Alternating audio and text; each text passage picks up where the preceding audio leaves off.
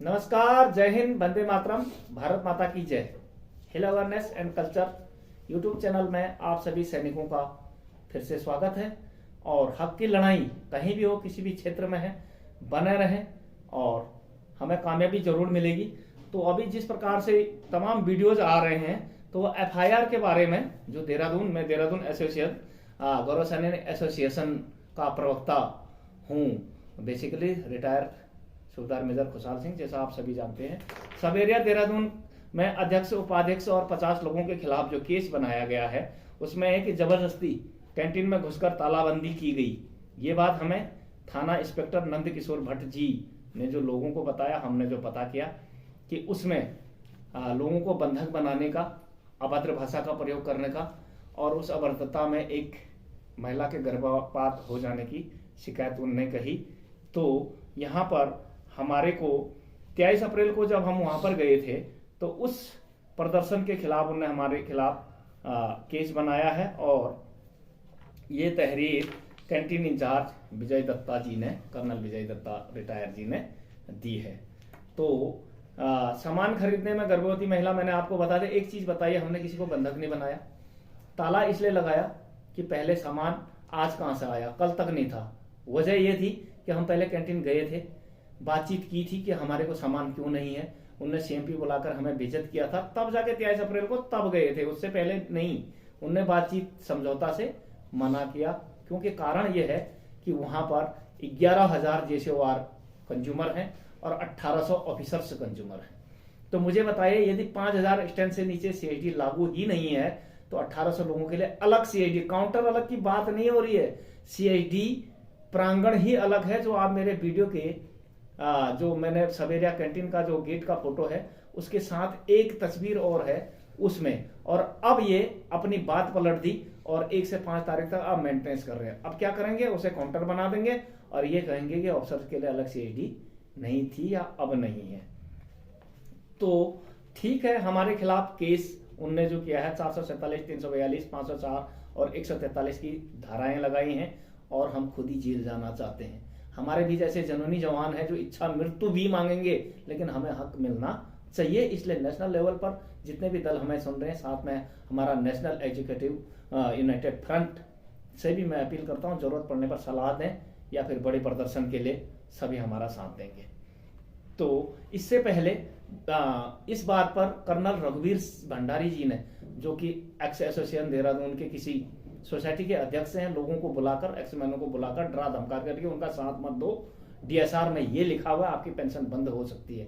Sir, हमने किसी उग्रवादी को प्रशिक्षण नहीं दिया, किसी नक्सलवाद या किसी आईएस के एजेंटों को प्रशिक्षण नहीं दे रहे हैं। सेना की सिक्योरिटी जो देश के लिए घातक है, ऐसा कोई काम नहीं कर रहे हैं जो हमारी पेंशन बंद हो जाएगी। इसके अलावा कोई हमारी पेंशन बंद नहीं कर सकता। और जैसा कि उन्होंने बताया कि अब मेंटेनेंस चल रहा, वो मैंने आपको बता दिया छुपाने के लिए, ताकि कहेंगे कि अफसर सीआईडी अलग नहीं थी।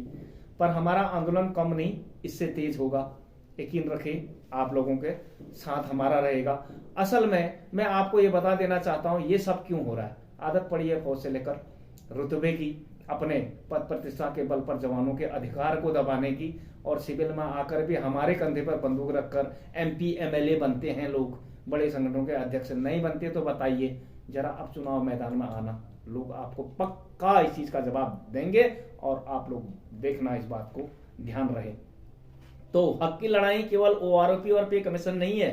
मजदूर भी तो अपने दिन काटता है, वो भी आराम से खाता है, लेकिन हमें सैन्य परिवारों की प्रशासनिक कानूनी दिक्कतें हो, और जमीन जायदाद का मामला हो, या ईसीएच, सीआईडी, उपनल या कोई ऐसी संस्थाएं जिससे सेना को बेनिफिट मिलता हो, जैसे दूर दराज पहाड़ी क्षेत्रों में विश्राम गृह जैसी सुविधाएं, ईसीएच जैसी सुविधाएं, कैंटीन जैसी सुविधाओं के अलावा जिन संभावित क्षेत्रों में आर्मी स्कूल या सेंट्रल स्कूल खोला जा सकता है, उसके लिए भी हम प्रतिबद्ध रहते हैं। इसलिए लड़ाई सिर्फ ओआरओपी नहीं है, लड़ाई उस हर एक हक की है, क्योंकि अब हम जाग चुके हैं और हमारा जागना और हमारा संगठन बनाना इनको क्यों अच्छा नहीं लग रहा है, आप सभी समझ गए हैं।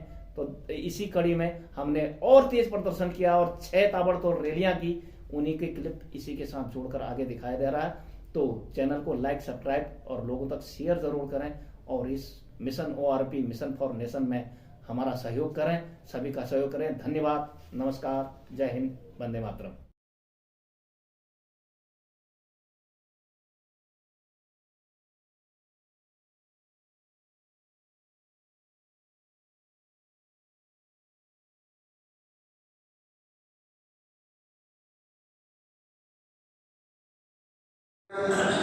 का अध्यक्ष इलाका गुजरावाली में पिछले 1.5 साल से प्रतिनिधित्व कर रहा हूँ।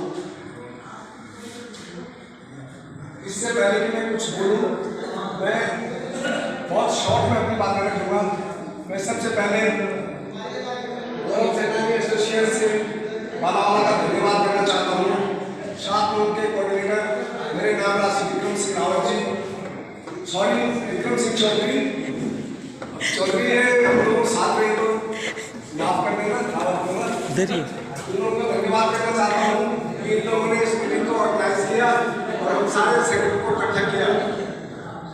साथियों, जो पे कमीशन की विसंगतियां चल रही है, इससे पहले जो IESM Indian ex serviceman movement के अध्यक्ष थे जनरल सतवीर साहब थे, उनको हमने अपना कंट्रीब्यूशन दिया और मैं उस समय कहीं बाहर था और हम सब लोगों ने इसी प्रकार से 72,000 रुपया उनको कंट्रीब्यूशन दिया।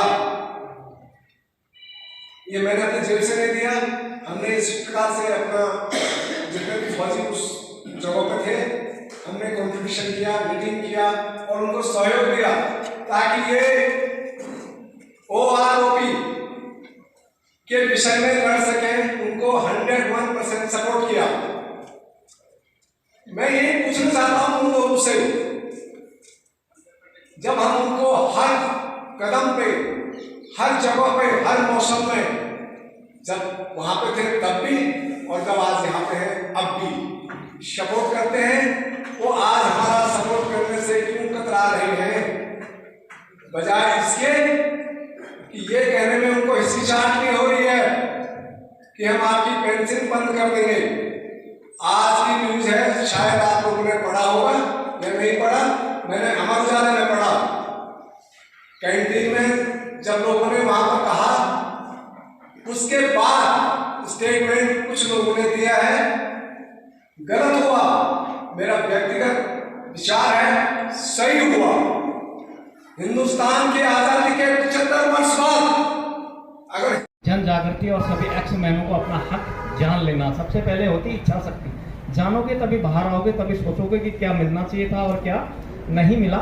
इसी क्रम में गौरव सेनानी एसोसिएशन के समस्त पदाधिकारियों की तरफ से मैं आपके अमर स्मृति संगठन पछवाधून के सभी मेंबर्स को, स्थापना करने वालों का, बड़े बुजुर्गों का और वीर नारियों, माता बहनों का, सबका तहे दिल से हार्दिक स्वागत एवं अभिनंदन करता हूं। साथ ही देहरादून एक्स सर्विसमैन लीग, जिनका पीछे एक बैनर लगा हुआ है, और वो सभी लोग भी लाल बहादुर गुरुंग थापा ऐसा कुछ लिखा जी का और उनके संगठन का 2019 के बाद जो भी वो इसे संभाल रहे हैं, उन सबका स्वागत एवं अभिनंदन करता हूं। यहीं पर एक छोटी चीज बताना चाहता हूं कि अभी भी असमंजस 2-3 किस्म की है। पहली असमंजस व्यक्ति यह देखता है कि मेरा रुतबा किसी के साथ जुड़ने से क्या होगा, घटेगा या बढ़ेगा। ये व्यक्तिगत स्वार्थ है। इससे उठकर आप ऊपर एक सबसे पहले एक्समैन है, सैनिक है, उसकी बात कीजिए। दूसरा, किसी विशेष दल से जुड़ा होना कि दलगत राजनीति में मुझे वर्चस्व मिलेगा या प्रोटोकॉल के खिलाफ होगा, अगेंस्ट होगा, वो बात की बातें हैं।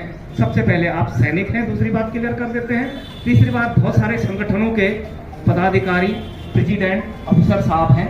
कोई भी अफसर ने यदि आपको ऐसा बोला हो कि आप अपने हक के लिए मत जाओ, कुछ नहीं मिलेगा आपको, जितना मिल गया उससे में संतोष रहो, शायद ऐसा नहीं हो रहा होगा। हमारे संगठनों में भी बड़े पदाधिकारी, जनरल साहब थे, कभी किसी ने हमें ये नहीं कहा कि आप अपना हक मत लड़ो। यदि वो ऐसा कहते हैं तो उनको छोड़ दो। संगठन का OROP के अलावा, पे पेंशन के अलावा अन्य भी तो क्षेत्रीय मुद्दे होते हैं, अन्य कई चीजें होती हैं जिनके लिए वो आपकी आवाज रखते हैं, अच्छी बात है। लेकिन अभी के लिए आपको उनसे बाहर निकलना पड़ेगा, क्योंकि लड़ाई उनकी नहीं है, आपकी है। वो शायद आपको मना भी नहीं करेंगे। ये 3 चीजें मैंने आपको रख दी।